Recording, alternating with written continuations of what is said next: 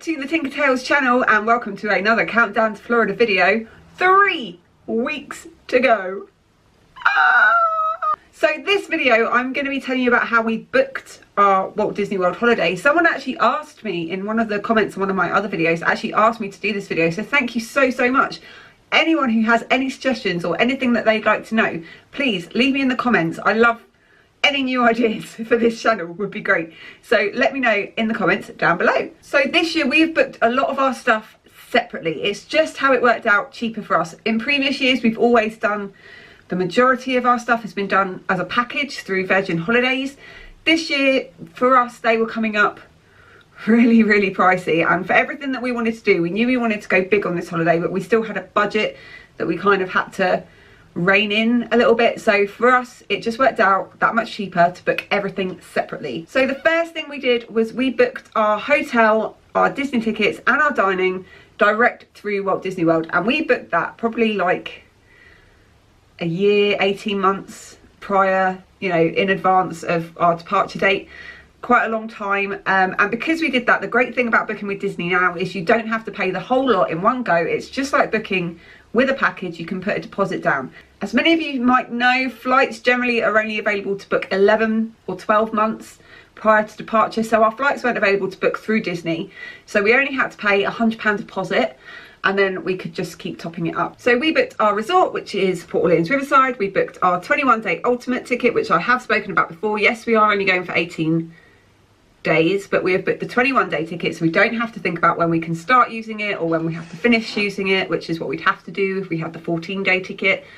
And we also booked the dining. Now our dining came free with our resort. We booked during a free dining period, which if you're interested in doing the Disney dining plan, I always recommend you hold off and wait until there is a free dining offer.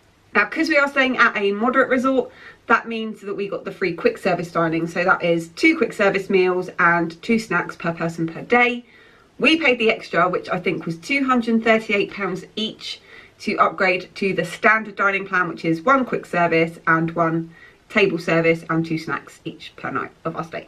And the reason we chose to do that is we wanted to try out so many table service restaurants on this trip. We've never done it. We've never eaten at very many table service restaurants. We've had maybe like 1 or 2. So we really wanted to make good use of this. And to be honest, £500, less than £500 for 2 weeks worth of meals, nearly 3 weeks worth of meals, is a pretty good deal to us. So we weren't bothered about paying that extra.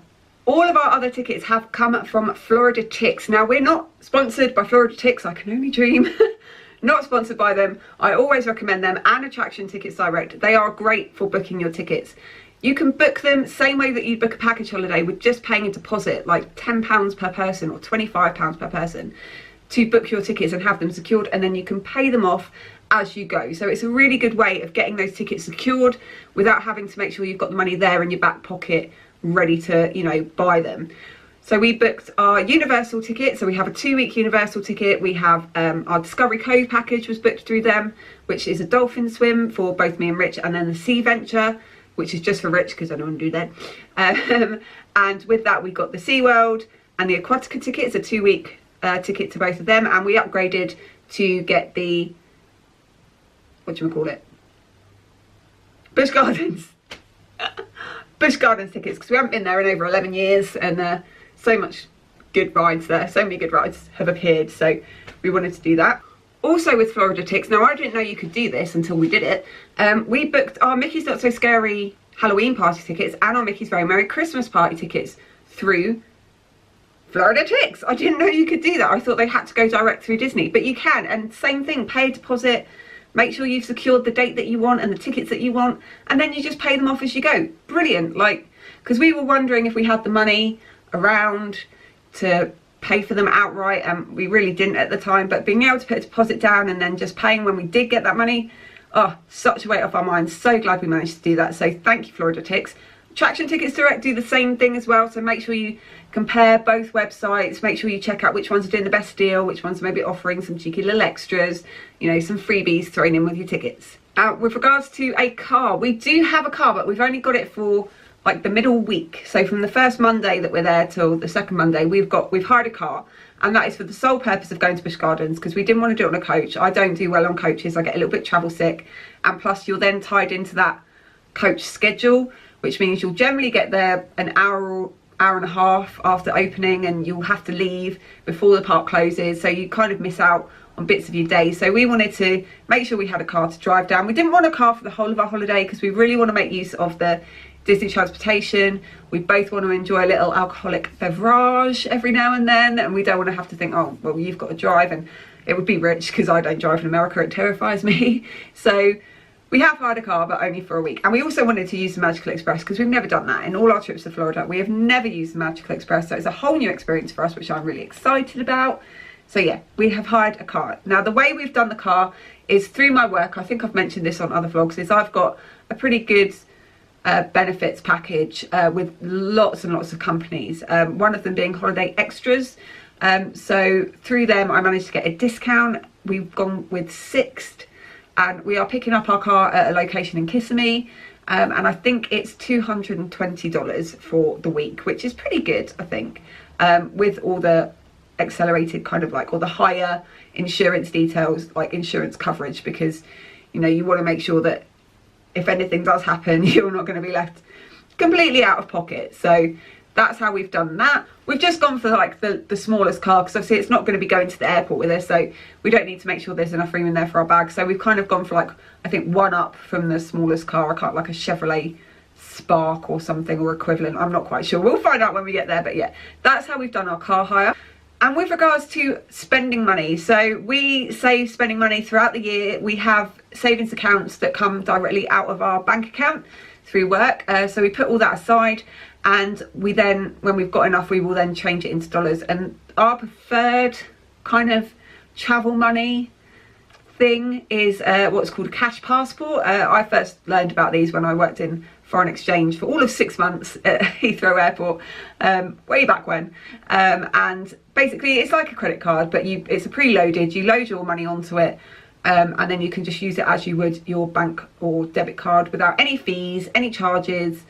There's no charge to upload onto it. There's no charge to like transfer money between different currencies. So like I can have euros, dollars, pounds, Canadian dollars, like loads of stuff on there. I can have loads of different currencies. So really, really good. I've had the same card for a good few years now.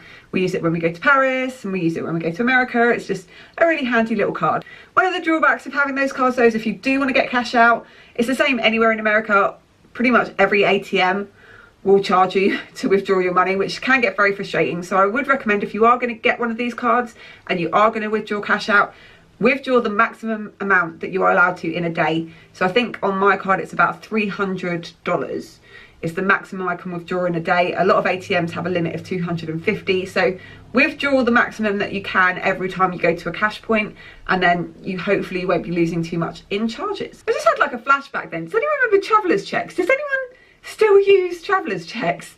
I remember them being such a big thing when I used to go on holiday with my parents as a kid, when we went to like, we didn't go abroad that often, but I do remember like when we went to Menorca we went to, having traveller's checks, having to go and find somewhere to cash these traveller's checks. Such a bizarre concept. Have they just gone like the way of normal checks now, that they just don't exist anymore, no one ever uses them? I don't know. Let me know in the comments down below. Do you remember traveller's checks? Or am I just really old? I'm really old, aren't I? Oh God, shut up, Vicky. So let's talk about our flights. Our flights we have booked directly through British Airways, and I've talked about this before, my anxiety of going with British Airways. Yeah, they were just the cheapest. We had the money there, ready to book. We searched around all the flight options that we had, and they were coming up the cheapest for what we wanted. We wanted to fly premium just for ease, for the extra baggage that you get, for the extra leg room, and they were coming up an awful lot cheaper than they were with Virgin. I kind of wish we might have held on, like in hindsight, held on a little bit longer, because pretty soon after we had booked that, Virgin did release some reward flights, some miles plus money, and we have loads of air miles that we wanted to use up, that we've gathered through all our other previous trips, but it just didn't work out that way. At the end of the day, my plane's taking me to Florida. I'm not really bothered. I'm just going to be so happy to be getting there. So as long as it gets me there safely in one piece, I am perfectly happy. One niggle that I have with British Airways, Premium Economy or World Traveller Plus, whatever you want to call it, is if you want to pre-book your seats like more than 24 hours before, they charge you.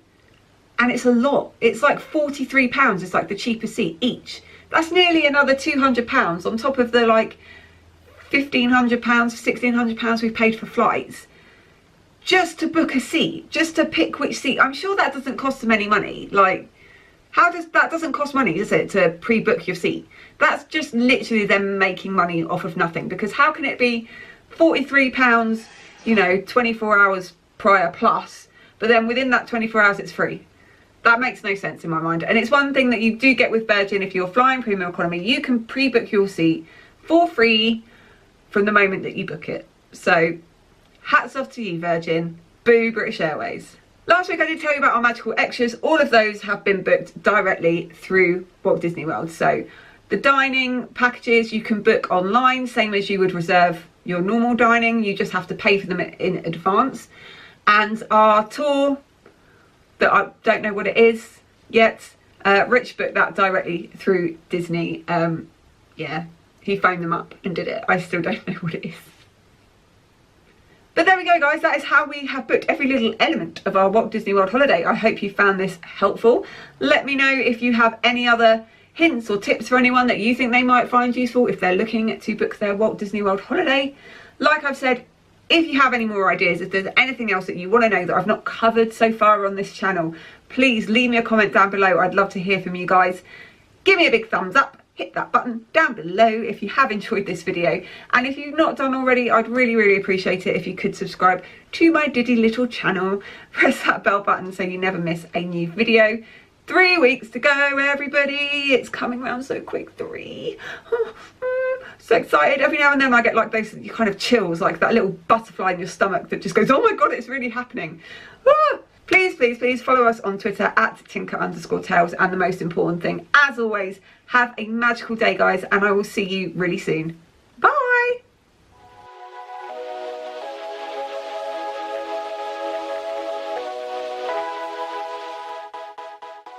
We booked our 21-day. I've already done all that bit. We spent the extra, which I think was about £200. Let me check that. I've got my itinerary somewhere. Where's my itinerary?